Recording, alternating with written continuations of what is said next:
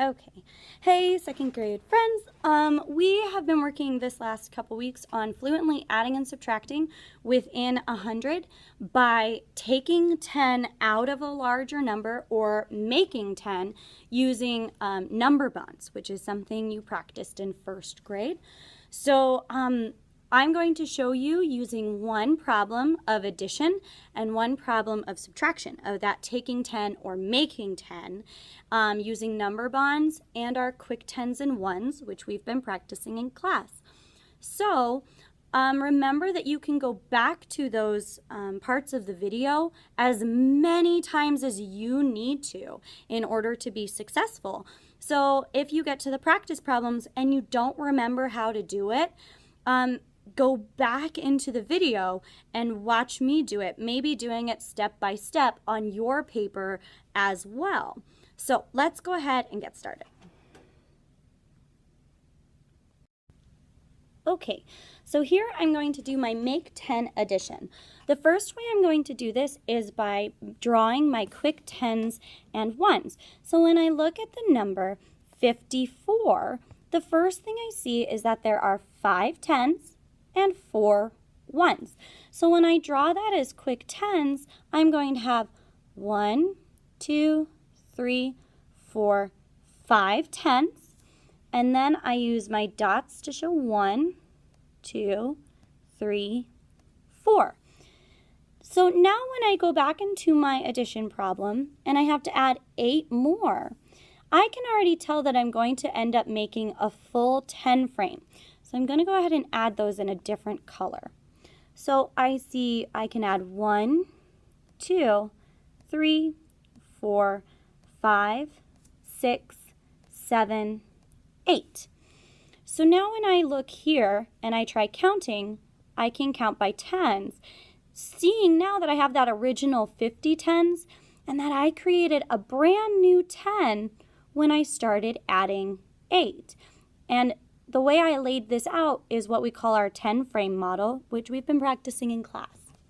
So I'm going to go ahead, because I know it will be helpful to my brain, I'm going to circle this new 10 that I've created so that when I count by tens, I know to count that as 1 10. So let's count.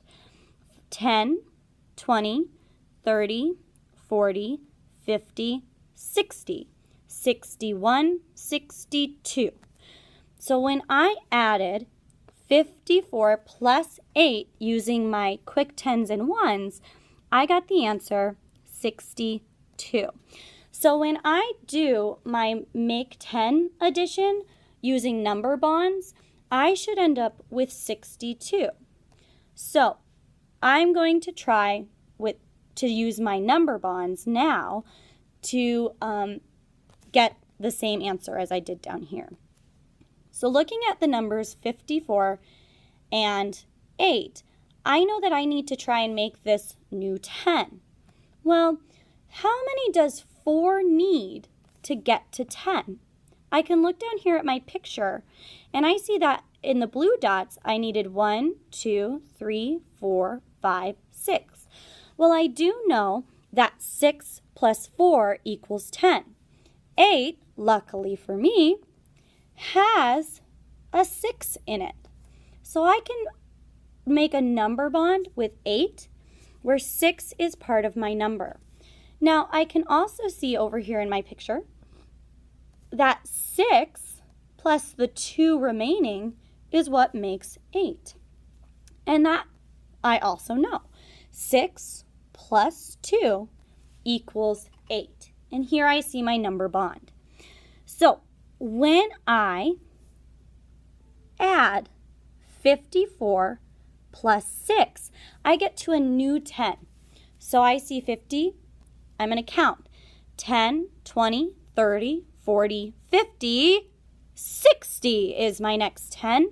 And sure enough, 54 plus 6 is 60. But I'm not quite done because I have this 2 here. So what I'm going to do is bring down the 2 next to the 60 and add those remaining pieces together. Well, 60 plus 2, I already know how to do that. 60 plus 2 is 62. Now I can look and see, did my math when I did quick tens and ones and my math when I broke it down into a number bond both get me to the answer 62? If the answer is yes, then I am good to go. If there was something wrong, I would need to go back and check my math. Did I really draw 5 tens, 4 ones, and add 8 ones to that? Did I really do it? Did I take my time? Is this the best work I can do? If all of those answers are yes and you are still confused, make sure you get help from a teacher. So this is how we do our Make 10 addition. It's called Make 10 because we are making this new 10 and making our new 10 using the ones place. So in our next problem, we're going to do subtraction. If you are working on an addition problem right now on your paper, then you might want to replay this part of the video. Pause now, go back, and watch it again. You can watch it as many times as you need. If you need help on a subtraction problem where we take 10, please continue to the next part of the video. Okay, here we are on a subtraction problem. I know it's a subtraction problem because of this wonderful subtraction sign here. And when I see a subtraction sign, I know I'm going to take from 10. So when I take from 10, if I'm using my quick tens and ones, I know that one of my tens is going to be drawn a little bit differently. So I see the number 43. I'm going to draw 3 quick tens, and 1 10 I'm going to stack with dots.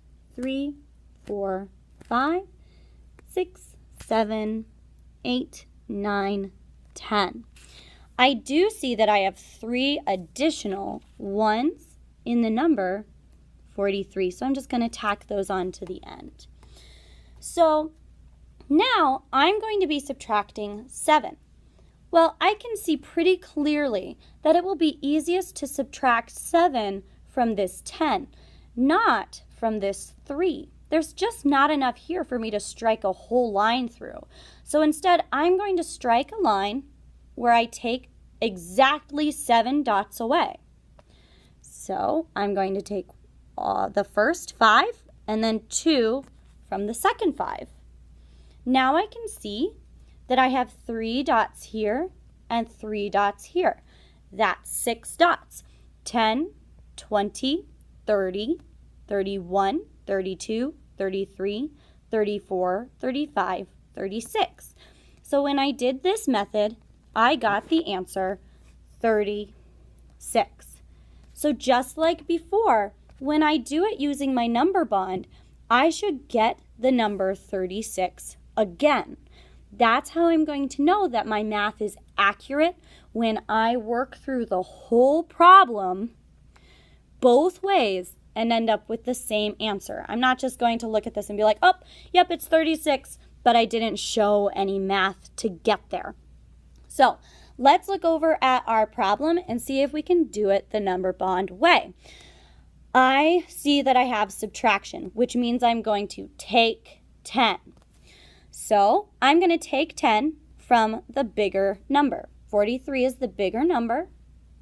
I'm going to take 10. Taking 10 out is like drawing it with the dots on top of each other. Now I know that when I drew my 10 this way, I was left with 10, 20, 30, 31, 32, 33 because I never changed my ones. Also, 33 plus 10 is 43. So now I'm going to circle my 10 subtraction fact. Here I have 10 minus 7 equals what? Well, if I remember my 10 facts correctly, 10 minus 7 is going to equal 3. So I'm going to bring the 3 down. That's interesting because when I look back at my math over here, I see that I took 7 from the 10 and I too was left with 3, but I wasn't done. I need to bring down the 33 and add 3 to it. Well, I see I'm just adding in the ones place. 33 plus 3 is 36. So my answer here was 36. So I'm going to go back and check. I got 36 here, and I know this math is correct. I got 36 here, and I know this math is correct. If I was not sure my math was correct, I need to seek help from an adult. Maybe I need to practice my 10 facts. Maybe I need to practice my ones.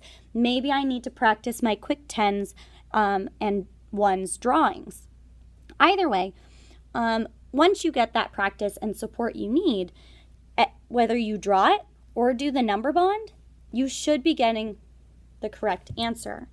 So remember that you can go back to the beginning of this section to work on your subtraction problems. On the next page, you're going to find 5 addition problems and 5 subtraction problems you can try these strategies with. Maybe the breaking apart with number bonds, this one right here, maybe that's too hard for you right now. It's a little too abstract. So what you need is to draw your picture. Now, the important thing about the picture is I did not draw 43 dots. I didn't draw 43 smiley faces. I drew a nice quick 10 and 1 model of what I needed, and only the model of what I needed, including 3 10s that were long sticks instead of little dots. I would have gotten too confused.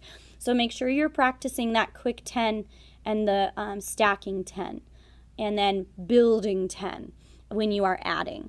So go back into the video as many times as you need. And on the next page, you have 5 addition and 5 subtraction problems to work on. Here we go. All right, here are the 5 subtraction problems, which you will be practicing the Take 10 strategy.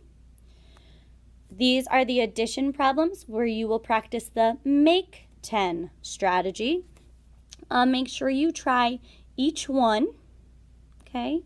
And if you are still struggling, even when you follow along solving this problem with the video, then please come in and talk to me or seek advice from a parent or another trusted adult to help you find a strategy that works for you. All right, remember to go back as many times as you need to use the section of the video that is most helpful. And remember to practice adding and subtracting accurately. It is better to be right than fast. But of course, we want to be right and fast. So good luck, second graders. I hope this video is helpful. Please let me know if you need any additional support. Bye.